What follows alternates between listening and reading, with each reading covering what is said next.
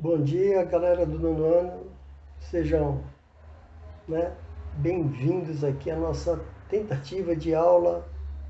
Eu espero que vocês estejam bem com essa separação aí nossa forçada, né? Esse coronavírus. Desejo que todo mundo esteja bem, seus familiares também. Eu estou gravando aqui uns resuminhos para o segundo capítulo nosso. Peço desculpas porque não tem assim grandes recursos para fazer a filmagem. Conto apenas com meu celularzinho simples e vou tentar passar para vocês o conteúdo. Espero que vocês compreendam, anotem suas dúvidas, deixem gravado, né? Ou quem sabe escreva para mim conforme for necessário para que eu possa responder, tá bom? Então, até o retorno, se Deus quiser, e vamos lá. Bom, nosso capítulo 2 aqui sobre conexões e redes, a produção e circulação no espaço global, né? Então, nós vamos definir rede como a produção e circulação de produtos materiais ou imateriais. Essa rede, ela pode transportar desde informações, no caso da internet, como também bens materiais. Eu fiz um resuminho para vocês aqui, ó. As conexões, né, e redes. Com as diferentes revoluções industriais que nós tivemos, a primeira, segunda, terceira, quarta, se fala até numa quinta revolução industrial, alteraram a organização das redes mundiais. A produção de fontes de energia, de matéria-prima e de mercado consumidor, eles são concomitantes e um acaba interferindo no outro. O contato dessas redes para transportar, ela pode se dar por meio da rede física, no caso rodovias, ferrovias, e também através de redes não físicas, no caso fluxo de informações de bancos, né, que ocorre de forma assim da internet. Conforme a globalização aumenta, esses movimentos têm aumentado também e têm tornado o homem cada vez mais dependente dessas novas tecnologias. Nós encontramos pontos, os nós, que são os serviços financeiros, instituições políticas, área de produção agropecuária, os jornais, teatro, produção de alimentos.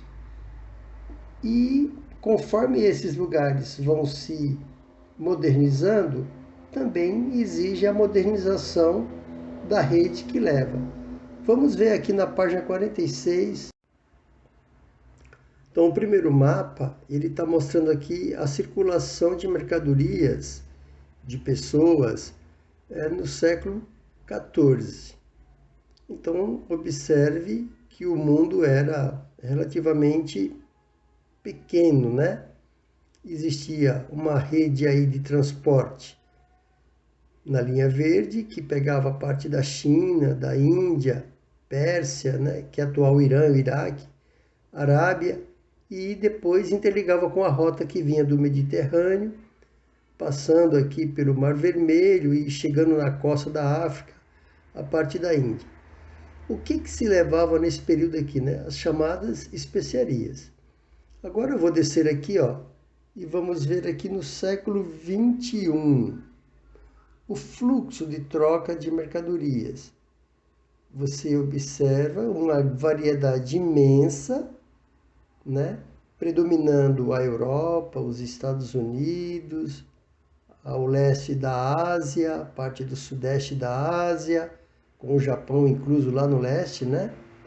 E em compensação, quando a gente compara a África e a América do Sul, aqui a gente tem um pouco de esvaziamento, né? O fluxo é bem menor, certo? Tudo bem?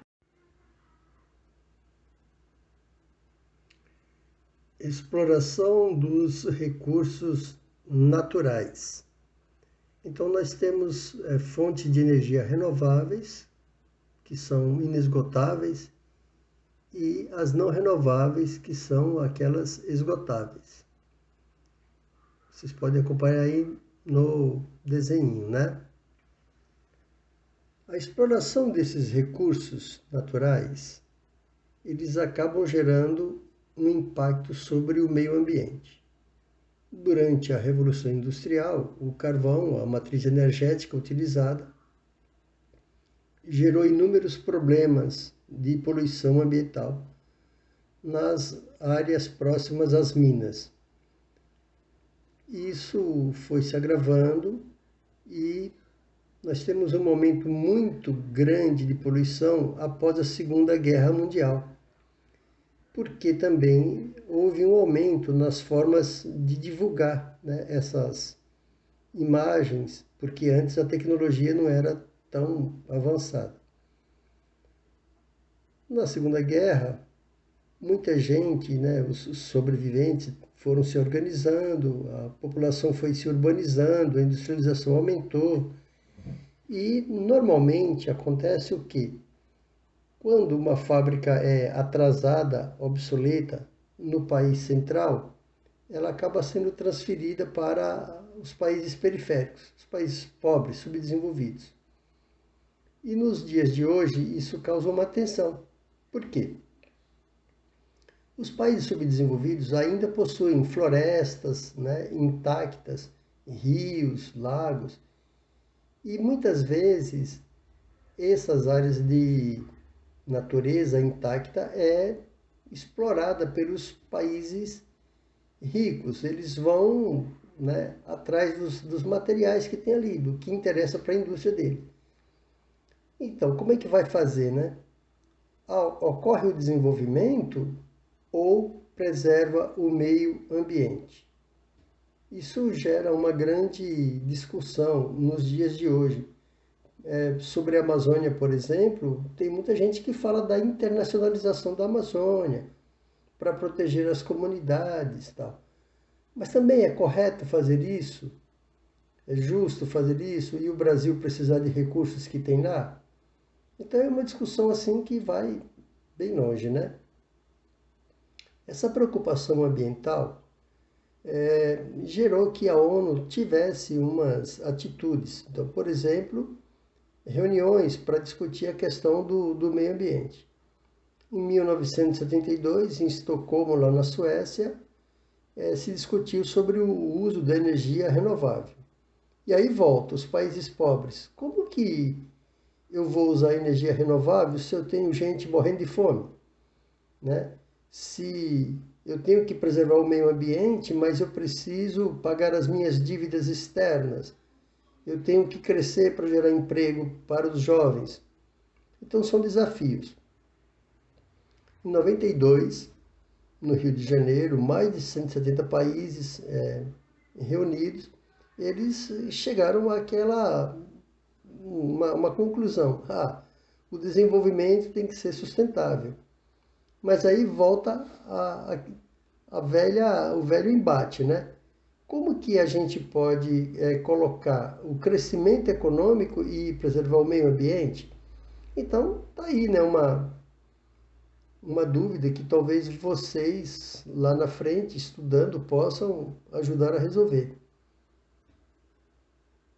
A preocupação ambiental levou os países da ONU a realizarem encontros para discutir essa questão. Então, em 1972, em Estocolmo, na Suécia, os países discutiram a questão do uso da energia renovável como uma forma de causar menos impactos, né, para o meio ambiente. Enquanto isso, os países pobres falavam em outra coisa. Superar a crise social era mais relevante que o meio ambiente. No ano de 92, no Rio de Janeiro, houve um encontro com mais de 170 países e ficou definido o seguinte, que o desenvolvimento deveria ser sustentável. É assim, né? Crescimento econômico e preservação ambiental, Será que dá certo, gente? Em 2002, em Joanesburgo, na África do Sul, é reconhecido que a situação do meio ambiente pouco mudou. E fica uma discussão entre os ricos e os países pobres. Em 2012, um novo encontro no Rio de Janeiro, que se chamou Rio+20, os governadores reconhecem a necessidade de frear essa questão, né, do problema de aquecimento global, do efeito estufa, da camada de ozônio, mas o que fazer para superar toda essa crise? Não é uma coisa muito fácil, não. Depois, a ONU vai, né, criar algumas instituições para discutir, para, né, colocar na pauta as questões climáticas. O IPCC, que é a sigla, né, Painel Intergovernamental de Mudança Climática, o PNUMA, que é o Programa das Nações Unidas sobre o Meio Ambiente. Esses programas têm o efeito de reduzir essa parte da destruição do meio ambiente, que ela é catastrófica, né, para todos nós. Vamos ver um mapinha na página 50.